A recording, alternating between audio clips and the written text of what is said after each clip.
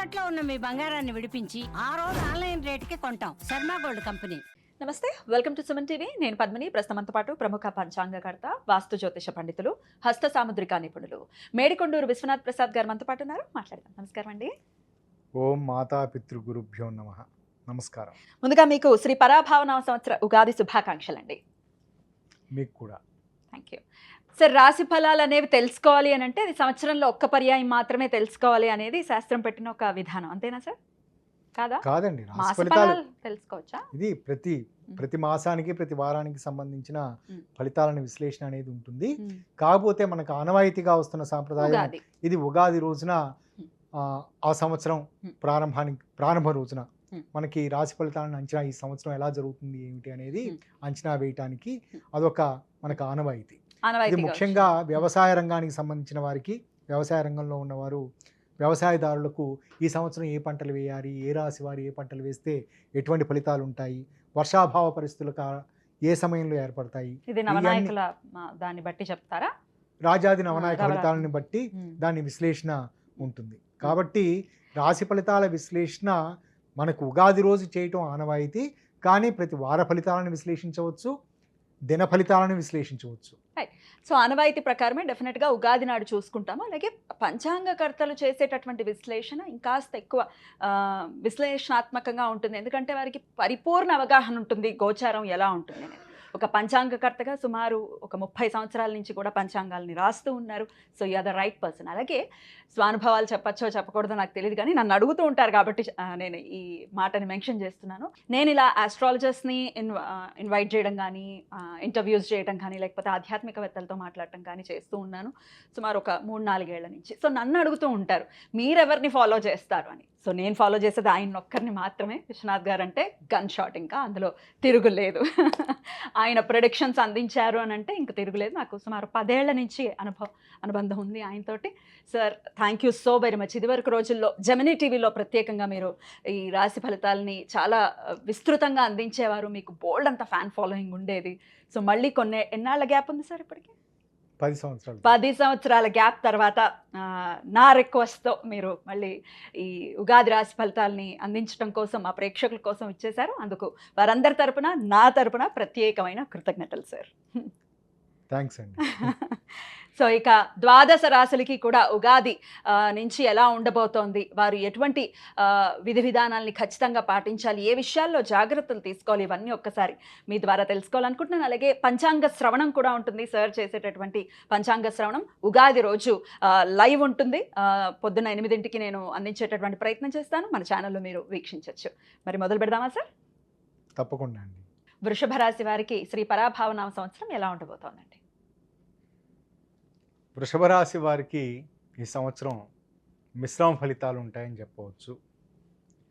ఈ రాశి వారికి ఈ సంవత్సరం ఆదాయం 5, వ్యయం 14, రాజపూజ్యం 5, అవమానం 4. ముందు వివరించినట్లుగా ఈ ఆదాయ వ్యయాలు, రాజపూజ్య, అవమానాలు ఇది ఉగాది వారాధిపతిని అనుసరించి నిర్ణయించేవి. కానీ వీటిని ఒక సూచనగా మాత్రమే తీసుకొని ఆర్థిక పరమైన విషయాల్లో ప్రణాళికాబద్ధంగా వ్యవహరించడానికి, మనకు ఆదాయం 5 వస్తుంది, వ్యయం 14 వస్తుంది అంటే మనం చాలా జాగ్రత్తగా ఖర్చు పెట్టాలి అని ప్రణాళికలు రచించుకోవటానికి ఇది ఉపయోగపడుతుంది. కానీ మనకు వచ్చేది ఆదాయం చాలా తక్కువగా వస్తుంది, వ్యయం చాలా ఎక్కువగా ఉంటుందని భయపడి వారి ప్రయత్నాలు చేయటానికి కాదు. ఇది మనం ఆర్థిక పరమైన ప్రణాళికలను రూపొందించుకోవటానికి. అలానే రాజపూజ్య, అవమానాలు అనేది మనం బయట వ్యక్తులతోటి సంభాషించే సమయంలో మనం ఎంత జాగ్రత్తగా వ్యవహరించాలి అనేది. ఇక్కడ రాజపూజ్యం 5 ఉంది, అవమానం 4 ఉంది అంటే వారు పర్వాలేదు, కొంతవరకు వారు లౌక్యంగానే వ్యవహరిస్తారు అని. కానీ రెండింటి మధ్య గ్యాప్ ఒకటే ఉంది, 5, 4. కాబట్టి ఏమిటంటే వారు లౌక్యంగా పరిపూర్ణంగా ఈ సంవత్సరం వ్యవహరిస్తున్న సందర్భాల్లో అందరి నుంచి మన్ననలు పొందే అవకాశాలు ఉంటాయి. ఇక ఈ రాశి వారికి 11వ స్థానంలో శని సంచారం ఉండటం, 9, 3 స్థానాల్లో అంటే రాహువు 9వ స్థానంలోనూ, కేతువు 3వ స్థానంలో ఉండటం ఈ రాశి వారికి చాలా అనుకూలించే అంశాలు. ఈ 2 సందర్భాల్లోనూ శని 11వ స్థానంలో సువర్ణమూర్తిగాను, రాహుకేతువులు 9, 3 స్థానాల్లో సువర్ణమూర్తిత్వాలుగా ఉండటం, కేవలం శని రాహుకేతు గ్రహాలు ఈ రాశి వారికి అనుకూలించే ఫలితాలు ఉన్నాయి, పరిస్థితులు ఉంటాయి. కానీ గురువు ఉగాది నుంచి 1/6/2026 వరకు ద్వితీయ స్థానంలో అంటే మిథున రాశిలో సంచరిస్తూ ఉండటం, ఆ సమయంలో రజిత మూర్తిత్వాన్ని కలిగి ఉండటం, ఆ తదుపరి 30/10/2026 వరకు కర్కాటక రాశిలో తృతీయ స్థానంలో సంచరిస్తూ ఉండటం, లోహమూర్తిత్వాన్ని కలిగి ఉండటం, ఆ తదుపరి జనవరి 24, 2027 వరకు 4వ రాశి అంటే సింహరాశిలో సంచరిస్తూ ఉండటం, చతుర్థ భావంలో, అందులో రజితమూర్తిగా కలిగి ఉండటం, ఆ తదుపరి సంవత్సరం అంతా మరలా 3వ స్థానంలో లోహమూర్తిగా ఉండటం. ఈ మూర్తిత్వాల్లో సువర్ణమూర్తి మంచి ఫలితాలు ఇస్తుందని అనుకో, చాలా మంచి ఫలితాలను ఇస్తుందని అనుకోవాలి. ఇక్కడ రజితమూర్తి, లోహమూర్తులు ఇవి మిశ్రమ ఫలితాలను ఇస్తాయి, అనుకూలమైన ఫలితాలు ఉండవు అనే అర్థం. ఈ కారణం చేత ఈ మూర్తిత్వాలను పరిగణలో తీసుకున్న సందర్భాలలో గురువు ఈ సంవత్సరం వీరికి సామాన్యమైన ఫలితాలను మాత్రమే ఇస్తాడని అని అంచనా వేయవచ్చు. ఈ రాశి వారికి ఈ సంవత్సరం అష్టమ కుజి సంచారం లేదు. ఈ రాశి విద్యార్థులకు ఈ సంవత్సరం మిశ్రమ ఫలితాలు ఉంటాయి. ప్రతి విషయంలోనూ జాగ్రత్తగా ఆలోచించి నిర్ణయాలు తీసుకోవటం మంచిది. ముఖ్యంగా కుటుంబ సభ్యుల మీద కోపంతో లేదా మరే ఇతర కారణాల చేత వేరే వ్యాపకాల వైపు ఆకర్షితులు కావటం, వీటి కారణాల చేత తరచూ వచ్చే చిన్న చిన్న అనారోగ్య సమస్యలకు ఎక్కువ ప్రాధాన్యత ఇస్తూ కాలయాపన చేస్తూ ఉన్న కారణం చేత విద్యార్థులు ముఖ్యమైన అవకాశాలను కోల్పోయే పరిస్థితులు ఉంటాయి. కాబట్టి ఈ సంవత్సరం అంతా విద్యార్థులు చాలా జాగ్రత్తగా ఆలోచించి ప్రణాళికాబద్ధంగా వారు ప్రిపేర్ కావటం మంచిది. పోటీ పరీక్షల్లో పాల్గొనే వారికి ఈ సంవత్సరం చాలా జాగ్రత్తగా వ్యవహరించటం అవసరం. ముఖ్యంగా ఉద్యోగార్థులకు సంబంధించి, ప్రభుత్వపరమైన ఉద్యోగాలకు సంబంధించి ఈ సంవత్సరం వీరికి చాలా ఒత్తిడి ఉండే అవకాశాలు ఉంటాయి. ఉద్యోగులకు ఈ సంవత్సరం మిశ్రమ ఫలితాలు ఉంటాయి. కోరుకున్న చోటికి బదిలీలు జరిగే అవకాశాలు ఉంటాయి, పదోన్నతులు లభించే అవకాశాలు ఉంటాయి.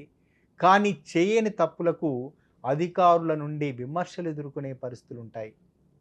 అనుకోని విధంగా వీరు స్వయంకృత అపరాధాల కారణం చేత లేదా కొన్ని సందర్భాల్లో పొరపాట్లు, అజాగ్రత్తల కారణం చేత డాక్యుమెంటేషన్ సంబంధించి వ్రాతల కోతలకు సంబంధించిన విషయాలలో పొరపాట్లు దొర్లే అవకాశాలు, పై అధికారులు వాటిని గుర్తించి వీరిని విమర్శించే పరిస్థితులు, వీరి మీద క్రమశిక్షణ చర్యలు తీసుకునే పరిస్థితులు ఉండే అవకాశాలు ఉంటాయి. సాఫ్ట్వేర్ రంగానికి సంబంధించి, ముఖ్యంగా మార్కెటింగ్ రంగానికి సంబంధించి, బ్యాంకింగ్ రంగానికి సంబంధించిన విషయాలలో సాఫ్ట్వేర్ నిపుణులకు ఈ సంవత్సరం చాలా అనుకూలమైన ఫలితాలు ఉంటాయి. కానీ వేరాస్ ట్రాన్స్క్రిప్షన్స్ సంబంధించిన విషయాలలోనూ లేదా ఏఐ ఆర్టిఫిషియల్ ఇంటెలిజెన్స్ రంగానికి సంబంధించిన విషయాలలో ఈ రాశి వారు చాలా జాగ్రత్తగా వ్యవహరించడం మంచిది. ఎంతో మెలకుగా వ్యవహరించిన సందర్భాల్లో మాత్రమే వీరికి అనుకూలమైన ఫలితాలు ఉండే అవకాశాలు ఉంటాయి. ఈ రాశి వ్యాపారస్తులకు ఈ సంవత్సరం చాలా అనుకూలంగా ఉంటుంది. పెట్టుబడులు పెట్టే విషయంలో స్వల్ప జాగ్రత్తలు తీసుకున్న సందర్భాల్లో అనుకూల ఫలితాలు ఉంటాయి. ముఖ్యంగా షేర్ మార్కెటింగ్, స్పెక్యులేషన్స్ రంగానికి సంబంధించి అనుకూలమైన ఫలితాలు ఉంటాయి. అంతేకాకుండా ఆక్వాకల్చర్కి సంబంధించిన విషయాలలో, ముఖ్యంగా చేపలు, రొయ్యల చెరువులను నిర్వహిస్తున్న వారు, వాటికి సంబంధించిన ఎగుమతులు దిగుమతులకు సంబంధించిన వారికి అనుకూలమైన ఫలితాలు ఉంటాయి. రియల్ ఎస్టేట్ రంగానికి సంబంధించి మోసాల బారిన పడే అవకాశాలు ఉంటాయి. న్యాయ చట్టపరమైన పరిస్థితులు చిక్కులు ఎదుర్కొనే అవకాశాలు ఉంటాయి. ముఖ్యంగా గురు సంచారం కారణం చేత ఈ 3 రాశుల్లో సంచారం అతిచారం కారణం చేత ఈ రాశి వ్యాపారస్తులు న్యాయ చట్టపరమైన సమస్యలను ఎదుర్కొనే అవకాశాలు, చెడ్డ పేరు తెచ్చుకునే పరిస్థితులు ఉంటాయి. ఈ రాశి స్త్రీలకు ఈ సంవత్సరం చాలా అనుకూలంగా ఉంటుంది.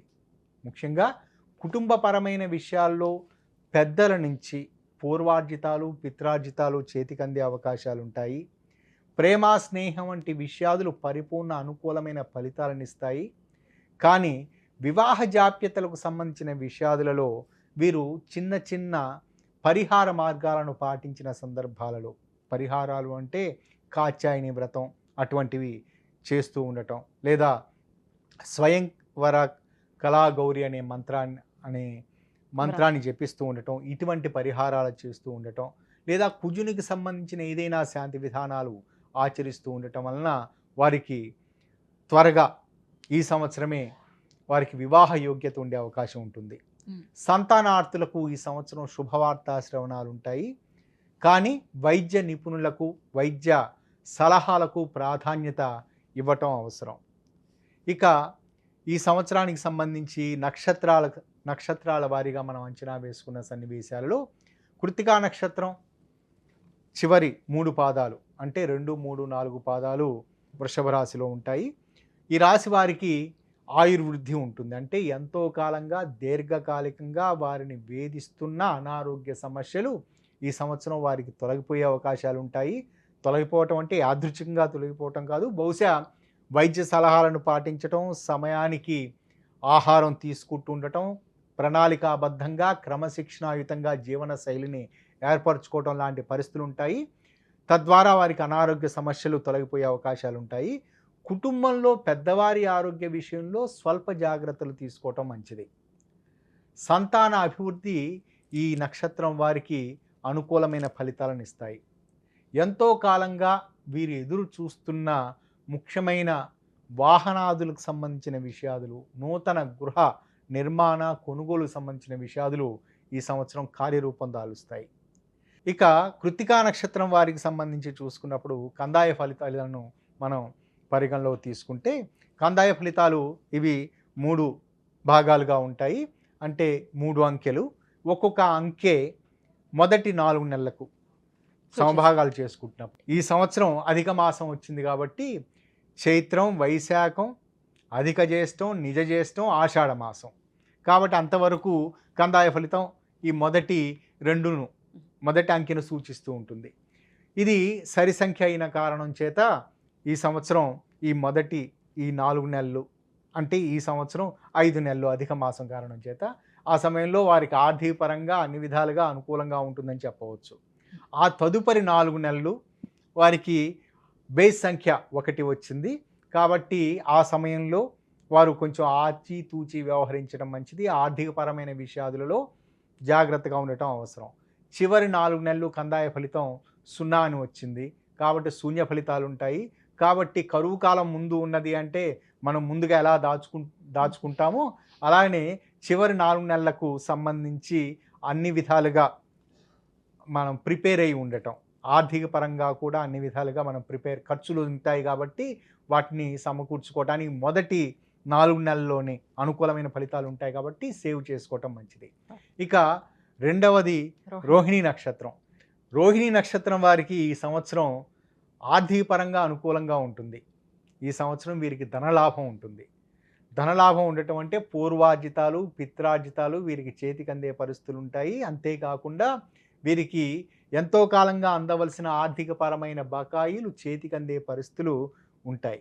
కానీ ఈ రాశివారు రుణ సదుపాయాలు అందుబాటులో ఉన్నాయి కదా అని అవసరాలను ప్రత్యేకంగా గుర్తించి లోన్లు తీసుకోవటం లాంటి పొరపాటు పనులు చేయకుండా ఉండటం మంచిది. అంతేకాకుండా డాక్యుమెంటేషన్ సంబంధించిన విషయాలలో పొరపాట్లు జరిగే అవకాశాలు ఉంటాయి. ఈ పొరపాట్ల కారణం చేత వీరికి విదేశీ ప్రయాణాలకు సంబంధించి కావచ్చు, పదోన్నతులకు సంబంధించి కావచ్చు, లేదా నూతన ఉపాధి అవకాశాలకు సంబంధించి చివరి నిమిషంలో వీరికి వ్యతిరేకతలు వచ్చే పరిస్థితులు ఉంటాయి. కాబట్టి జాగ్రత్తగా వీరు వ్రాత కోతల విషయంలో జాగ్రత్తగా వ్యవహరించడం మంచిది. కందాయ ఫలితాలను చూసుకుంటున్నప్పుడు 5-2-2 మొదటి 4 నెలలకు సంబంధించి వీరికి బేస్ సంఖ్య వచ్చింది కాబట్టి ఈ సమయంలో వీరికి మిశ్రమ ఫలితాలు ఉంటాయని చెప్పవచ్చు. ఈ సమయంలో జాగ్రత్తగా వ్యవహరించడం మంచిది. ఆర్థిక పరమైన విషయాదులలో స్వల్ప జాగ్రత్తలు ఆచితూచి వ్యవహరించుకోవటం అవసరం. తదుపరి 4 నెలలు 2 అంటే సరి సంఖ్య వచ్చింది, ఆర్థిక పరంగా అనుకూలంగా ఉంటుంది. ఆ తదుపరి 4 నెలలు, చివరి 4 నెలలు కూడా అనుకూలమైన ఫలితాలు ఉంటాయి. ఇక మృగశిర మొదటి 2 పాదాలు 1, 2 పాదాలు వృషభ రాశిలోనే ఉంటాయి. వీరికి మానసిక పరమైన ఒత్తిడి ఎక్కువగా ఉండే పరిస్థితులు ఉంటాయి. తరచూ ప్రతి విషయానికి ఆత్మన్యూన్యతా భావానికి లోను కావటం, ఇతరులు తమను ఉద్దేశించి మాత్రమే ఏదైనా వ్యాఖ్యలు చేస్తున్నారని, తమను కించపరుస్తున్నారనే భావనతోటి మానసిక ఒత్తిడి, మనస్తాపానికి గురయ్యే అవకాశాలు ఉంటాయి. దీని అర్థం కుటుంబ సభ్యుల నుంచి అనారోగ్య సమస్యల వలనో లేకపోతే మరే ఇతర కారణాల చేతనో వీరికి మనస్తాపం కలుగుతుందని కాదు, కేవలం ఆత్మన్యూన్యతాభావం, ఇన్ఫీరియారిటీ కాంప్లెక్స్ని ఏర్పరచుకోవటం కారణం చేత వీరికి ఆత్మన్యూన్యత ఏర్పడే పరిస్థితులు ఉంటాయి. కాబట్టి వీరు ఈ సంవత్సరం చాలా జాగ్రత్తగా, కాన్ఫిడెంట్గా, సంకల్ప బలంతో వ్యవహరించిన సందర్భాల్లో అనుకూలమైన ఫలితాలు ఉంటాయి. 2వ ప్రయత్నం, 3వ ప్రయత్నాలలో మొదటి ప్రయత్నం సఫలీకృతం కాని సందర్భాలలో పట్టు విడవకుండా 2వ ప్రయత్నం లేదా 3వ ప్రయత్నంలో వీరికి ఉద్యోగాలు పొందటం లేదా పరీక్షల్లో చాలా ఉన్నతమైన మార్కులు పొందటం అనేది ఉంటుంది. వివాహ ఆది శుభకార్యాలకు సంబంధించి కూడా వీరికి మొదట్లో ఇబ్బందులు ఎదురయ్యే పరిస్థితులు ఉండే అవకాశాలు ఉండవచ్చేమో, కానీ 2వ ప్రయత్నంలో వీరు సఫలీకృతం అయ్యే అవకాశాలు ఉంటాయి. ముఖ్యంగా చెప్పదలుచుకున్న విషయం, ఏ సందర్భంలోనూ వీరు ఆత్మన్యూన్యతాభావానికి లోను కాకుండా వ్యవహరించటం మంచిది.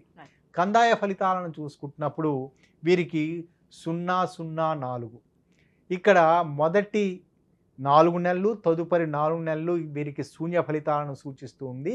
కానీ సహజంగా ఇది వారికి తీవ్రమైన, ముందు వివరించినట్లుగా మానసిక పరమైన ఒత్తిడి కారణం చేత అతి సున్నితత్వానికి లోనయ్యే అవకాశాలు ఈ మొదటి 8 నెలల్లో ఉండే పరిస్థితులు ఉంటాయి. ఈ నక్షత్రాలకు సంబంధించిన వారి తల్లిదండ్రులు లేదా వారి బంధువులు వీరి పట్ల చాలా దయతో, ప్రేమతో వ్యవహరించటం అవసరం. వీరు చాలా సున్నితత్వానికి లోనైన సందర్భాల్లో సైకలాజికల్ సపోర్ట్ ఇవ్వటం అవసరం. వీరు చివరి 4 నెలల్లో మంచి అనుకూలమైన ఫలితం 4వ నెంబరు, 4వ అంకె వచ్చింది. ఇది చాలా సరి సంఖ్య. కాబట్టి చివరి 4 నెలల్లో వీరికి అనుకూలమైన ఫలితాలు ఖచ్చితంగా ఉంటాయి. గతంలో ఎదుర్కొన్న ఇబ్బందికర సన్నివేశాలు, పరిస్థితులను పరిపూర్ణంగా అధిగమించగలుగుతారు. ఇవి ఈ సంవత్సరానికి సంబంధించి వృషభ రాశి వారి ఫలితాలు. మరి సంవత్సరం అంతా కూడా సాఫీగా వెళ్ళిపోవడానికి వీళ్ళు ఎటువంటి మరి పరిహారాలని పాటించుకోవచ్చు? వీరికి ముఖ్యంగా శనికి సంబంధించి శని, రాహు, కేతువులు ఈ సంవత్సరం ఈ రాశి వారికి అనుకూలమైన ఫలితాలను ఇస్తారు అని ముందు వివరించాను. కాబట్టి శనికి సంబంధించిన శాంతి విధానాలను పాటించుకుంటూ ఉండటం, ఏ గ్రహం అయితే మనకి అనుకూలంగా ఉన్నదో ఆ గ్రహానికి సంబంధించి శాంతి విధానాలు ఆచరించడం మంచిది.